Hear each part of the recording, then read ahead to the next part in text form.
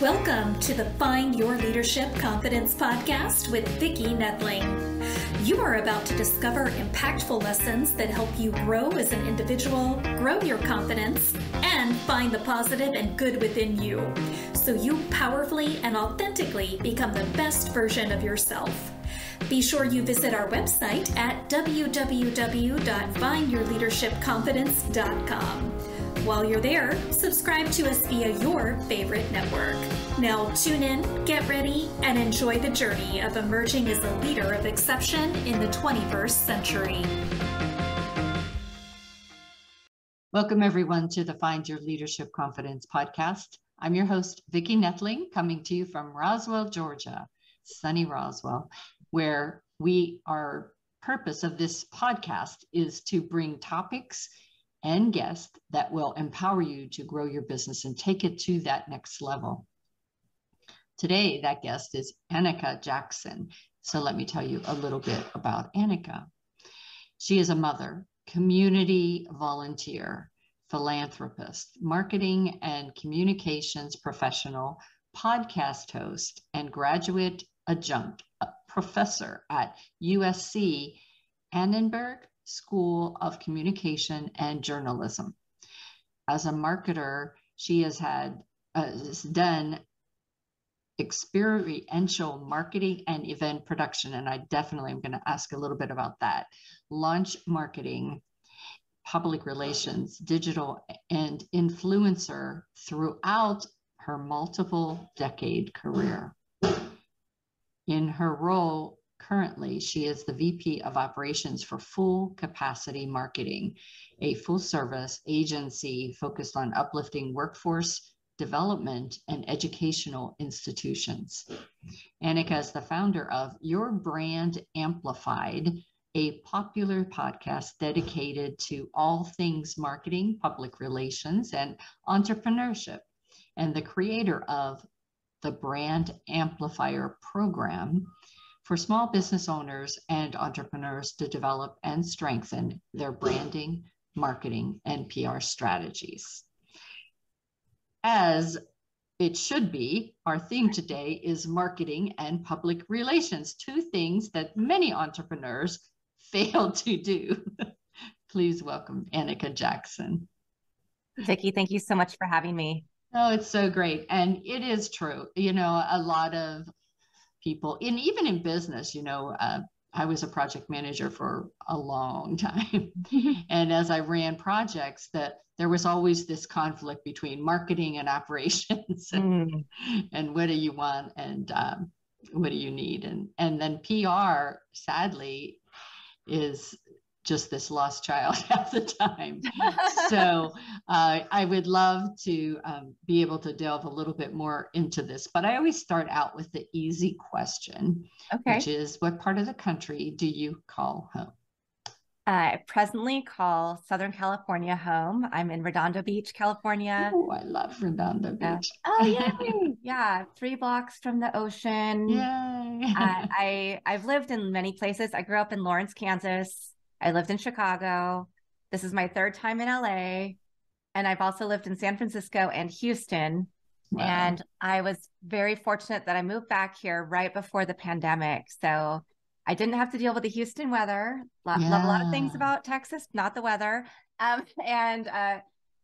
Just be able to be outside, still feel like I'm getting some fresh air and all of that.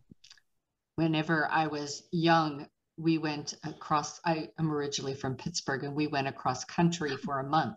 So 2 weeks, the lower part of the US, and 2 weeks, the upper part. So we went all the way to California, and my family, we all love the ocean. Of course, the Atlantic Ocean is a little bit warmer than the Pacific Ocean. Yes. When we got there, my distant cousins said, "Oh, you don't want to go to the ocean. It's too cold." So we went to this Olympic pool near LA. And I never saw the ocean. So whenever later, many years later for work, when I was assigned to go to California, I went to the ocean every single time, So there's your marketing for going to California and seeing the ocean.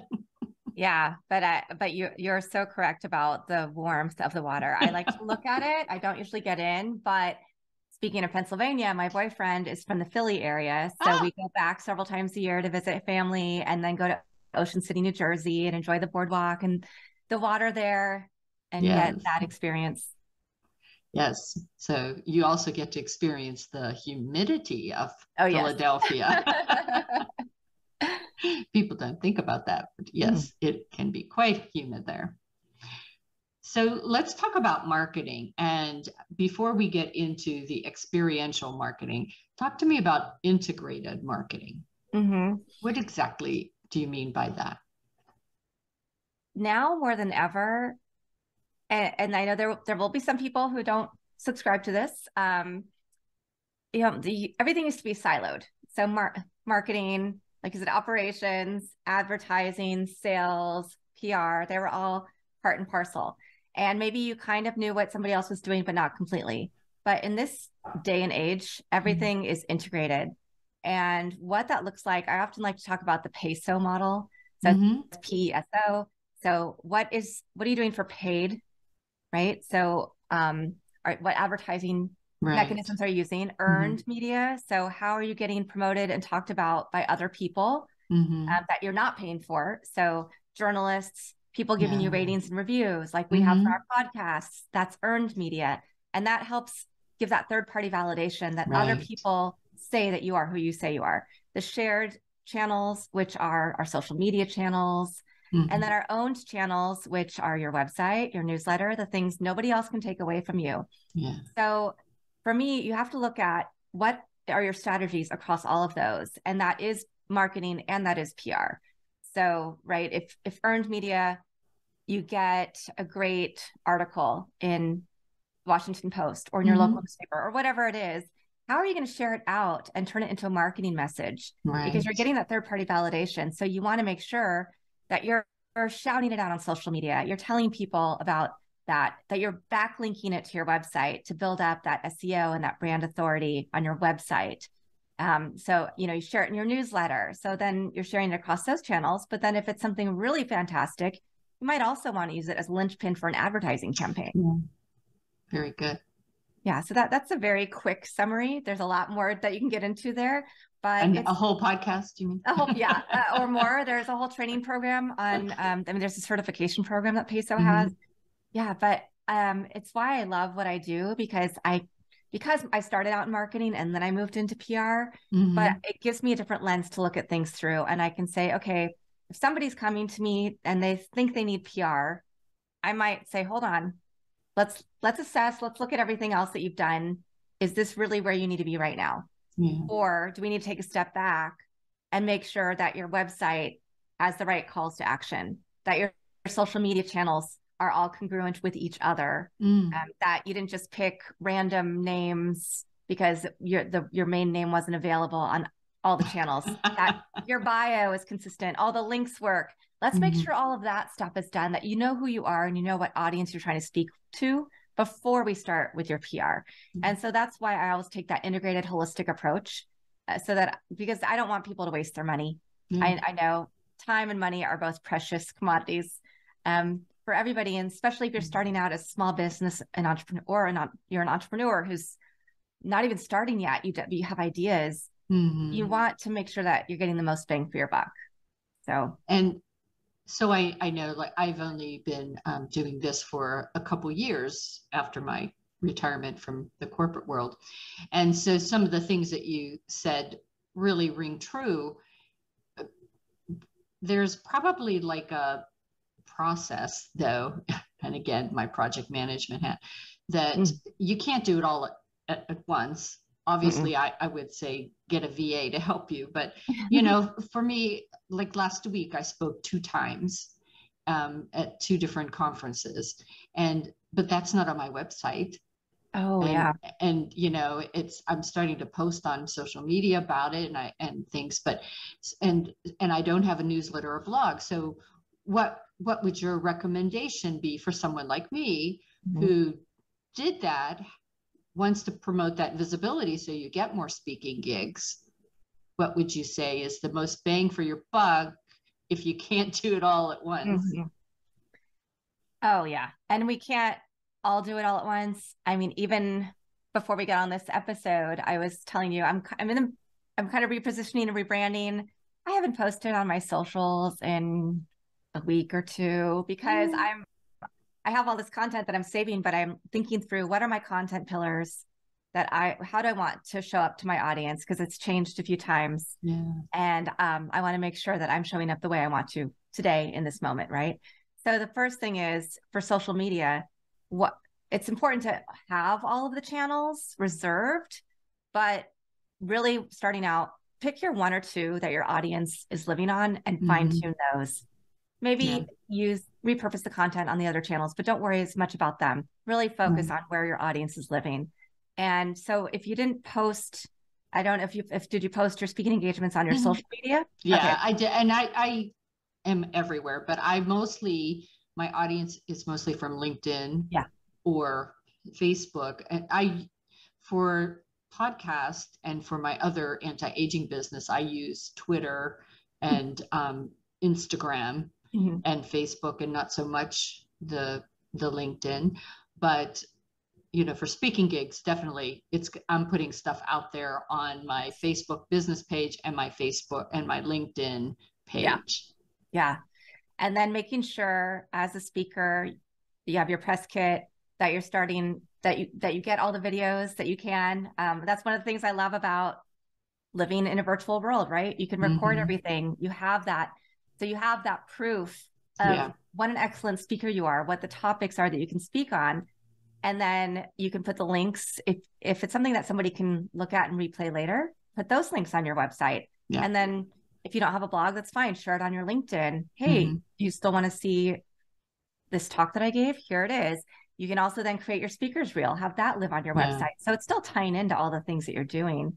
And the great thing, I had mentioned I do so many podcasts that I have to make you wait 2 months till you actually see it out there. So just as I have the 2 places that I spoke, I don't expect to see those reels or those videos back for at least 30 days. So now that gives me another opportunity in 30 days to market that and have some PR going on. Oh, absolutely. And I think the biggest things people want to see, they want to see that you are who you say you are. So they want that authenticity, right? That they want to be able to see that you really are a subject matter expert in how you're presenting yourself, and then what you are pitching, so that they will come to you and say, yes, Vicki is that expert that I need right now to come speak at my conference. Right. Yeah. So how have marketing and PR changed during your career? We'll not go into mine, but your career. Well, when I started out, it was the very early days of the internet. So it was very, very different than it is today. I also, when I started out working for agencies, I worked for an agency called KBA Marketing in Chicago. I worked on brands I worked on Camel. I don't smoke cigarettes. I still don't smoke cigarettes, but that was when people smoked in bars. And so I was a nightlife promoter. And so I would have to go to bars and make sure the bartenders had their Camels and talk to people about cigarettes, even though I didn't smoke, which sounds just really odd now, but but that was the reality. And so I worked on that and Smirnoff and Audi for getting people to come in for test drives. And then in my moves, when I lived in San Francisco, I launched a music magazine, and this was in the year 2000, called Revolution. It was a dance music magazine that came with a CD every month. Oh, super. It was really fun. But here's an example of how things have changed. We did a lot of direct mail for advertisers, particularly to the advertisers at that point. So we'd do little fun campaigns with tchotchkes talking about why they should advertise in the magazine. I feel like direct mail is going to start coming back because I don't want to get another email, but if I get something in the mail that's different, I'm going to take a look at it and actually pay attention to it now. So to find my promoters across the country, I had to go into AOL music chat rooms and go, okay, where are the music chat rooms? Maybe some people in here. And I would just say, hey, we're starting a new music magazine. If you want to be part of it, I'm looking for my street team of revolutionaries. Nice. And we will send you stuff every month for free, just free to promote what we're doing. So we would send them, if we had events coming up near their cities, we would send them flyers, record bags, stickers, copies of the magazine to hand out, swag. And it was really about that. So that was street teams. It was also influencer marketing. Yeah. It was also digital marketing in the very, very early days. And now obviously there's 5 million platforms you can go on to find influencers, people that you want to promote things, or you can go, there's Facebook groups, LinkedIn groups, communities all over the place that you can find digitally. So the world's become a lot smaller. It's become easier in some ways to get our message out, but it's also become harder because of the competition with everybody else who's trying to get their message out. Yeah, for sure. So how can you stand out? Yes, exactly. As you were talking about that, it did bring back some memories.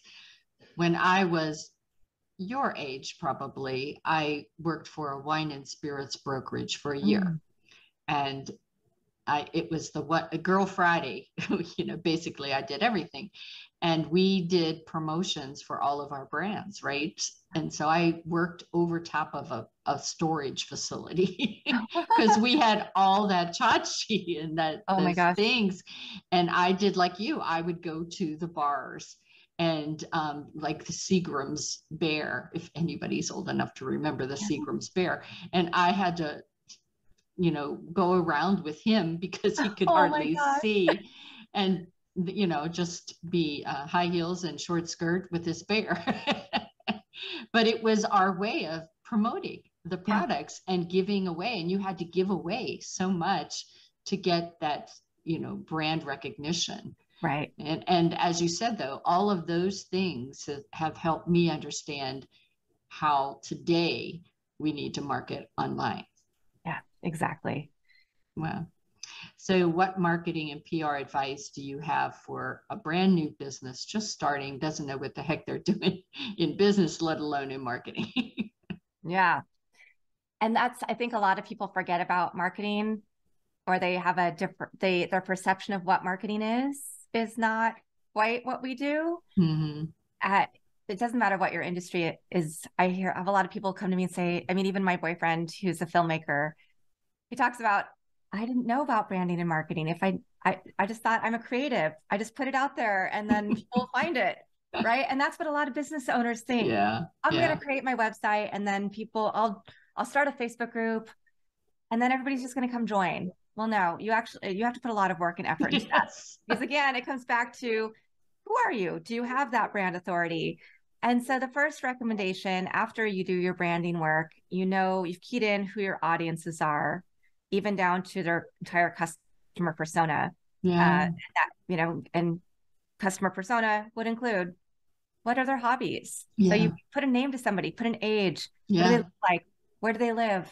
What do they do for work? What do they like to do for fun? What kind of music do they listen to? All those things. So then you can build up then what messages are going to resonate with that audience? And so one thing I always recommend is do a competitive analysis, see what your competitors are doing. Right.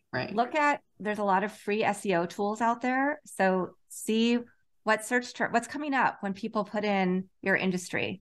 You can even look at like Google Trends and do that. So there are a lot of easy ways to start thinking about, how am I going to frame my messaging? Yeah. And then that gives you the fodder to say, oh, those are some words I didn't think about, but those are words that people are associating with my industry. So I need to put those onto my website, into my social media posts, in your messaging, and create, and then that helps you also create the rest of your marketing messages. And then how are you going to message to a journalist? For articles. If you don't want to spend a lot of money, there's a lot of resources out there. Quoted, which is QWOTD, Source Bottle, Help a Reporter Out. These are all free resources. You can sign up for their newsletters, and you'll get inbound requests. Because in PR, there's a few different things, but there's outbound is when we're pitching you to a journalist. Cold calling, essentially, right? Yes. And then inbound is when you're getting the requests from the journalists. And Vicki, you were talking about Twitter. There's a couple of hashtags on Twitter people could follow. One is hashtag journal request and hashtag PR request. Journalists will put something that they need on Twitter and use those hashtags. So you can filter. It takes a little bit more time than hiring somebody who's already in that field, but all of these resources, like HARO, the Help a Reporter Out newsletter, comes to your inbox 3 times a day. You have to look through, find the right category, see if you're appropriate for something, send in your answer. But we've had pretty good success for clients doing things like that. Be able to do those articles. And it is important to be published in those different, not only books, but in articles as well. Yeah. So what do you think the most effective ways we should use PR? And again, from my days originally, and probably all the way in early 2000, you actually did a press release. But how valid is a press release now? What other ways could you do something to get that same result? Yeah, it's press releases. That's a tough subject because we still put them out, but they're really only good for SEO value at this point. A lot of times the responses you're going to get from them are going to be publications that are asking you to pay to write about you. They're not going to be those great hits. So that's where a lot of our pitching strategy comes in. But for somebody who's really looking to start getting some PR, again, getting those newsletters, but also what are the publications that you really want to be in? And who's writing about your subject matter that you're an expert in? Follow them on social media. Do a little bit of interaction. Just DM them or comment on their latest tweet in your industry. Just start showing up a little bit as a resource and somebody who appreciates what they're doing. And then you're teeing it up to pitch them. I see that you write about XYZ. Let me tell you how my company is changing that industry. Or let me tell you about what we're seeing in my market with that industry. So there are really easy ways to start building relationships with reporters and journalists and then be able to tee yourself up without having to break the bank, without having to spend hours and hours. If you spend 15 minutes a day going through this and following these reporters and looking at what they're writing, that's enough. Just start small. And then, of course, podcasting, which is, I think both of us, it's one of our favorite platforms. Yeah, it is. It is. Yeah. So I would say podcasting now is a better bet to get your message out and get the SEO and get in front of the right audience than spending money on a press release. So. I agree. I find that this is such a wonderful way to network because you have quality time. It's not just 5 minutes. It's not just even less than that in person. I did this morning in person networking, which had like 12 people there. And I might have had time to talk to 3 of them. And it wasn't, a relationship building thing, but here, we spend 30 minutes and before and after we even have extra time. And you really can start that relationship that could build a collaboration or a joint venture or something. And even find people that we each could help, in what we do. It happens every day. Yesterday or the day before, I think the day before, I did, and I've just started venturing more into podcast interviews because I'm used to interviewing people. Me too. Yeah. So I did an interview on marketing and branding and PR, and it was for the finance industry. Then I got a DM from the host saying, right after we got off the podcast, somebody said, hey, I need somebody to help me with my social media and this and that. Can I refer them to you? Right there. I got a awesome piping hot lead with somebody who was so anxious to talk to me, but I said, let's do it next week. I need time to prepare. I want to get your information. I want to make sure that I'm the right person for you. And before we get on the call, and then we get on the call, it's like dating. You see, okay, are we still the right people? Does this seem like it might work? And then move forward.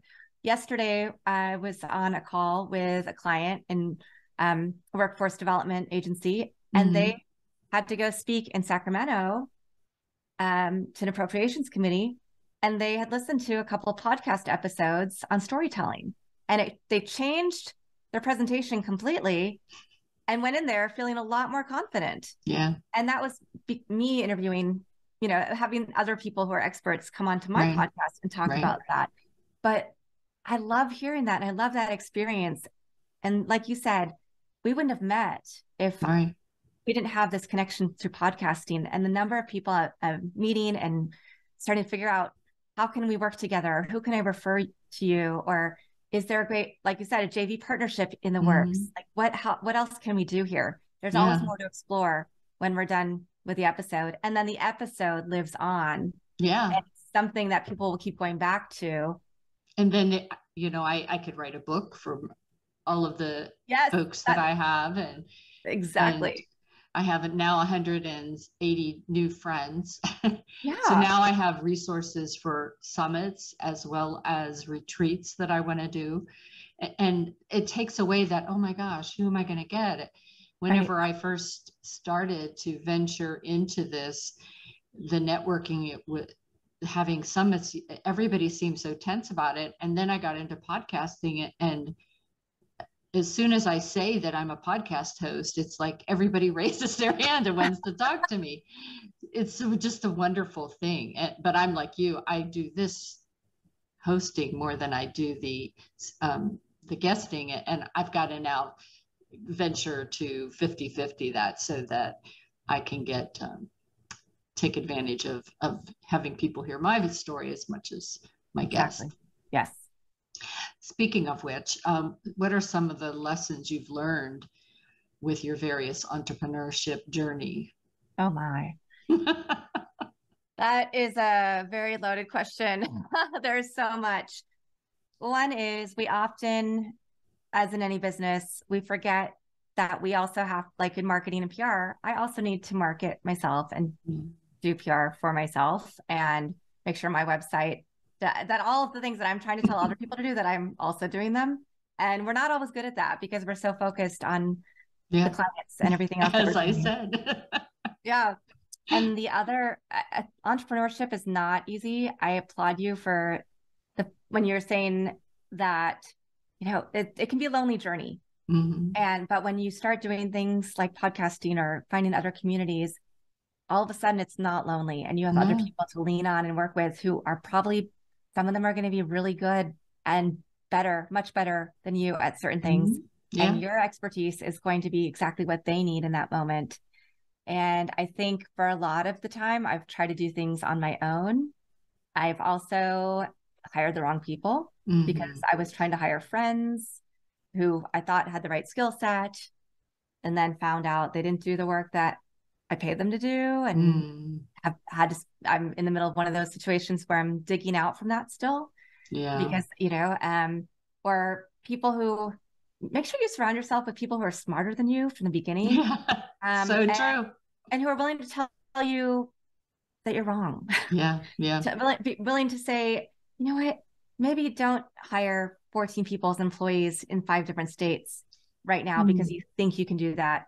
Maybe let's make sure we have X amount of money in the bank. And I'm talking from personal experience, or even charging people. I think a lot of times, particularly as women, sometimes we undervalue, or we think, oh, I have to diminish myself. I have to charge less so that I can prove my value. But if people are paying less, they're often not going to value your time as much. I've had a lot more experiences with people who I try to give discounts to, who cut services faster because they didn't get the result that a $10,000 client was paying, right? When they're paying $500 or $1,000 because that's what is in their budget. And then I'll just, charging correctly. I think that's been something throughout many of my businesses. I've almost approached it too kindly in some ways, like as a people pleaser. And I'm now shifting that into, no, it's okay for me to want to have nice things. It's okay for me to make sure I'm taken care of. It's not just about everybody else. And that's a big, that shift is really hard. I agree. I know that I was just working on a sales letter today, and it was somebody that I just met, and I offered to have just do a 3 session with them So rather than charging what I normally charge, I said, for this one time, so you can try me out, just like with my anti-aging products. I'd like you to try it first before you commit to full time. And so it's like, for this one time, you can have this price. But after that, no, sir, no, sir. Mhm. And whether or not they take it beyond, it's like you said, it's like dating. I might not want them to take it Right. on. And so this is a good way for me to just say, well, but the price is 5 times what I charge you for the second time, knowing that they probably wouldn't pay that. Yeah. And then I will say for one more thing on the PR side, everybody has a story. Everybody has a valuable story to tell. My company now, because I just am merging into another company, Full Capacity Marketing, that you talked about in my intro. My CEO has been in workforce development and education for over 21 years. She has won 75 awards globally, but she didn't realize that she's never done PR, right? For herself, for the company. She hasn't needed to. And she didn't really believe that she had a story to tell. And I'm like, what are you talking about? Your story is the reason you're so involved in this work. This story is important. And the fact that you've been able to have this amazing woman-owned virtual company for 21 years and do all of these great things to help people with that connection between workforce and education and get people what they need to level up. I need to have her on my podcast. Yeah. And we have to have you on my podcast. Yeah. So touch on another piece of what you do that also touches my heart, is the nonprofit. So talk to us a little bit about the nonprofit piece. Yeah. Well, I am a big believer in giving back, and I always have been. My mom was a social worker. My dad's mom was a social worker. I could never figure out if I wanted to go into business or social work. So I kind of married them both. So I get to do communications for impact-driven businesses. Nice.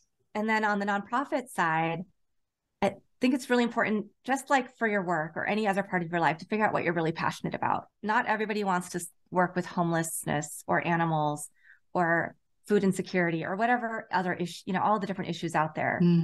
So I read a book called Half the Sky by Nicholas Kristof and Cheryl Wu Dunn. And it's from a Chinese proverb about women holding up half the sky. But then the book talked about women's and girls' issues around the world with getting education, economic security, healthcare, things like that. And it really solidified, okay, yes, this is where I'm passionate about. So education and basic needs, right? I think education is an inherent right. I think basic healthcare is an inherent right. And shelter, all Maslow's hierarchy of needs, plus a few. So I started a nonprofit called Learn, Grow, Lead, and it's been about 12 years now with some friends. One of my girlfriends had gone to Ghana, and she met a man there who was trying to help kids on a very meager salary. And he started a nonprofit there because that's where his heart was. And so since then, we've built up and we were paying for kids to go to school in Cape Coast. But then we realized some of the kids didn't have a safe place to live. So they were maybe renting a room from somebody, having to work off the room after school. It just wasn't safe. So we built an orphanage for the neediest kids. And then we also said, people don't want other people just to come in and save them. These were the immediate needs, the Band-Aid solution. Teach them to fish. Yeah. But they had all these business ideas. They just needed funding. So we started Organic Farm. And we leased the land. And right now we're about to go into fundraising to buy farmland because 2 years after we're able to purchase the land, the team in Ghana will be self-sufficient. We won't need to pay for any of the expenses of the orphanage for the 100-something kids that are in the school program right now. And we'll be able to move on to figure out, do we want to move to a different geography? Do we want to now do more with these kids? Do we want to give extra programming, other skill building? Perhaps help pay for some college tuition now, because these kids won't have a chance, even though we're paying for them to go through high school, they don't have the money to go to college afterwards. So how do we continue building that? Because, it's highly important. And then I'm on a couple of other boards of different organizations that are also focused on women of color, giving back, and National Charity League with my daughter. She's in high school, so we're doing that's a mother-daughter volunteer activity. Nice. One of the things that I do is I work with the youth to help them become more confident speakers and leaders. And as you were talking about that, I thought, that's what I need to do for you for Ghana, is to help those kids. I do, a lot of my programs are with at-risk kids, because I just think everyone needs a leg up. And I'm actually in the process of writing a book about all that. But amazing. Anyway, back to you. So share a bit more about what has made this or any year the best year of your life. If you could think back, what, I will say this year is truly, and we're not that far into it, but I think I moved back to LA in 2019 from Houston. I had a business in Houston, didn't make a lot of money. My daughter wanted to be back in Los Angeles. My ex-husband wanted to be back in Los Angeles. I paid to move myself here. He set up a couple things for me, but not everything that I thought I was going to get. So I was in for a very rude awakening. I had no money in my bank account. I got on food stamps and I had to really just restart and figure out what my new normal was like. And I think a lot of women go through that, especially post-divorce. We find ourselves getting lost in our relationships with our spouses, and with our kids and those identities. And so finding your identity again, and then moving to another city and really finding it again. I ended up getting referral clients and building up my agency and did a whole bunch of stuff. I did hire a lot more employees than I should have, because I thought that was the right thing to do. So definitely I should have taken a few more business courses before I did all this. But they're really good lessons. And I still work with most of those people today. We just really formed a bond and have a great appreciation for each other. I merged with another firm. Then I figured out that wasn't the right option for me. Left that last June, started my own agency slowly. Then I had this opportunity that I have now. And it took about 6 months to get to where we are, a little bit more than that. But I really feel like I'm in the right place. I'm exactly where I'm supposed to be, that everything I've learned has brought me here. I have an amazing job that I love. My daughter is a freshman in high school, but she already knows she wants to be a neuroscientist and get her PhD. I don't have to push her at all. It's kind of funny because when people meet us, they're like, okay, you do marketing and PR and you're on social media and all this stuff, and your daughter hates social media and wants to be a scientist and work in a lab. Like, yes, but I could not be more proud of that. And I teach grad school.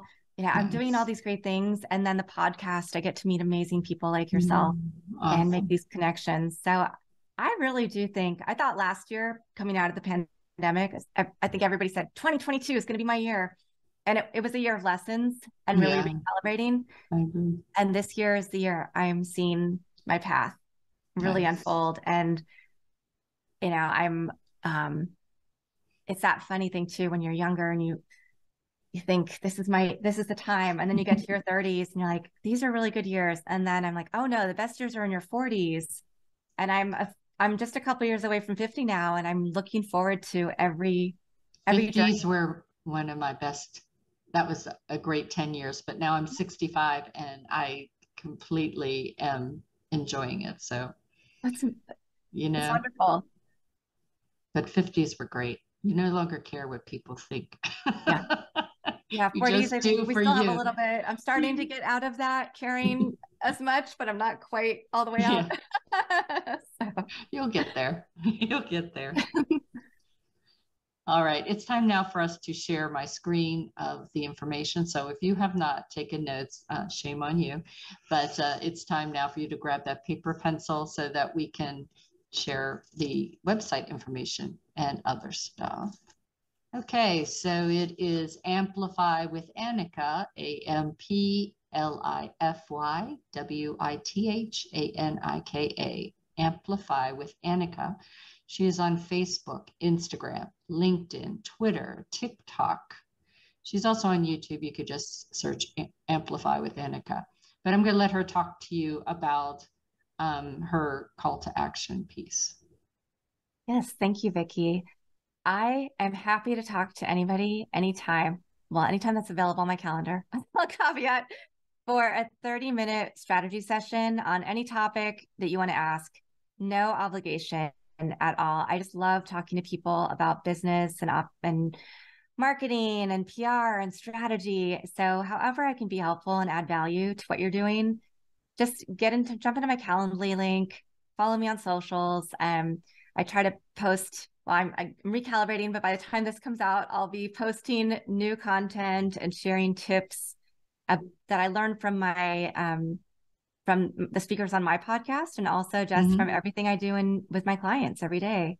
And then I also have a program called the Brand Amplifier, which teaches small businesses all the basics of branding, marketing, and PR to get them to that next level without having to break the bank hiring a big budget firm.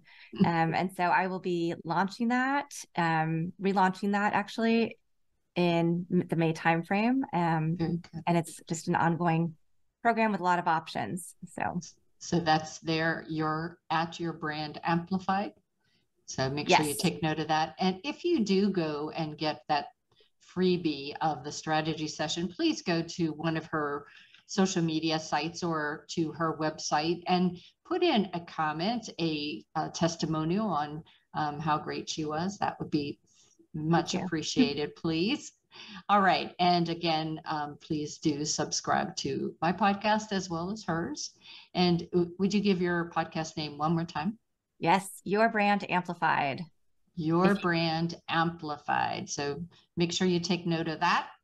All right. So it was wonderful. You shared so many great tips and great advice. And as I said, a lot of times PR and marketing are very much mysteries. And some people may think them as Pandora's box too, but it's really important that you do have, I love the integrated marketing, because for somebody that ran projects, there's no way that you cannot be successful without having all of those things tied together, and the strategy and the vision is all tied to that. So it's wonderful advice that you shared. So thank you so much for being a guest. Thank you, Vicki. And as always, I remind everyone that life is a journey, and it is up to you to enjoy the ride. This is Vicki Nettling signing off. Thank you for tuning into the Find Your Leadership Confidence podcast with Vicki Nettling, where we share impactful lessons that help you grow as an individual, grow your confidence, and find the positive and good within you so you powerfully and authentically become the best version of yourself. Remember to visit our website at www.findyourleadershipconfidence.com and enjoy even more great episodes like this one. Again, while you're here, subscribe to us via your favorite network. We look forward to seeing you next time on the Find Your Leadership Confidence podcast.